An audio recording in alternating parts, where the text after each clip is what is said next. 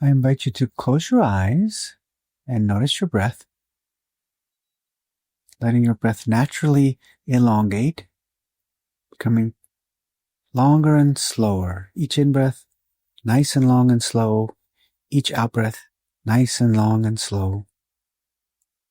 Feeling your whole body relax as you breathe long and slow.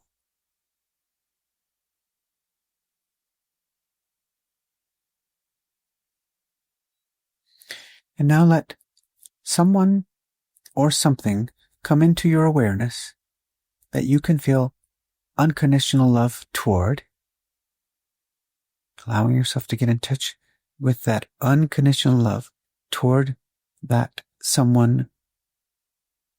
It can be a person, it can be an animal, a flower, anything that allows you to feel unconditional love, in touch with that unconditional love, and then allow yourself to share that, beam that, emanate that, like a fountain of that love, just showering that person or that animal or that thing with absolute love.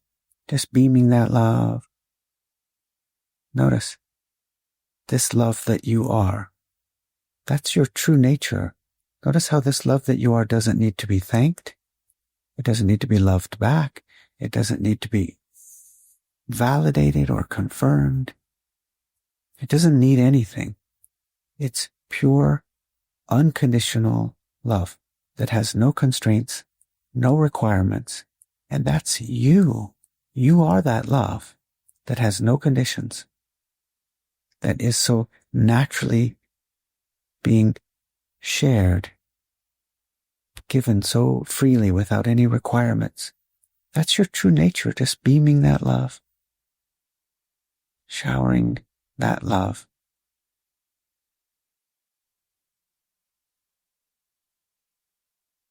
Feeling the natural fullness of that love that has no conditions, no requirements,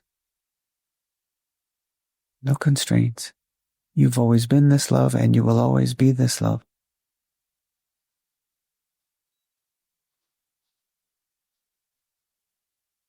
Absolutely.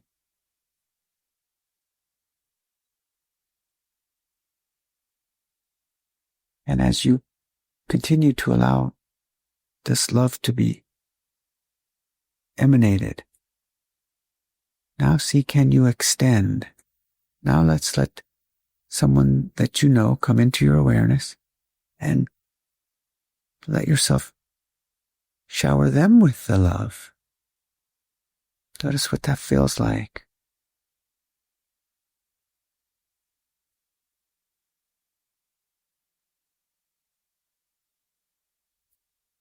Now, if, as you continue this practice, if someone comes in that you notice it's more difficult to beam them the love, that's okay. Don't judge yourself. That's okay if that happens. If it does happen, just return back to your person or your something of origin, that which allows you to feel the unconditional love.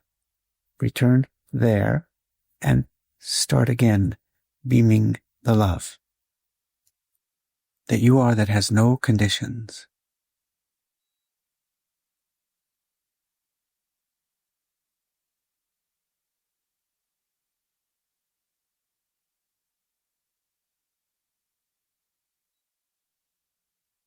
And as this practice continues, whoever comes into awareness, if it is someone that the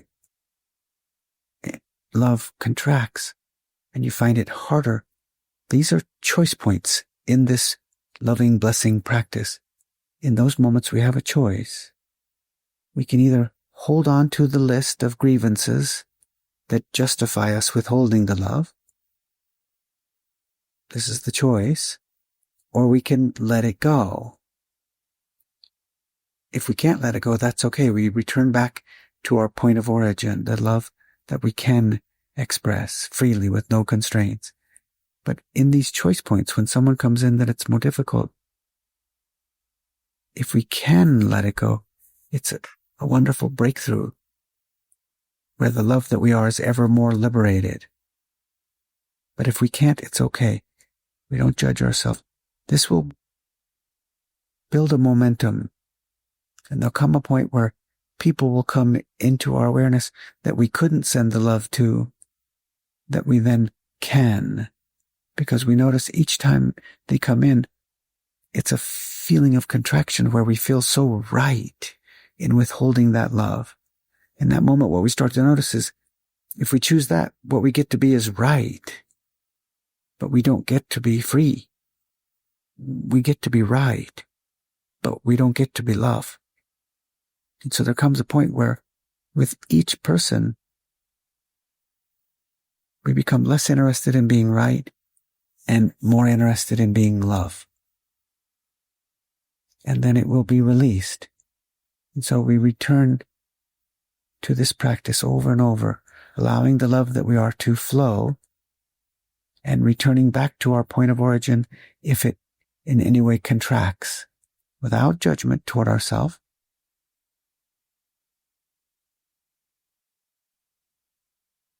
Letting the love that we are be liberated, eventually, inevitably, toward all beings. That is the potential of this love that we are, the potential of what we really are is this love, to be completely liberated toward all beings, toward everyone and everything. This is the freedom. This is the possibility. You are that love.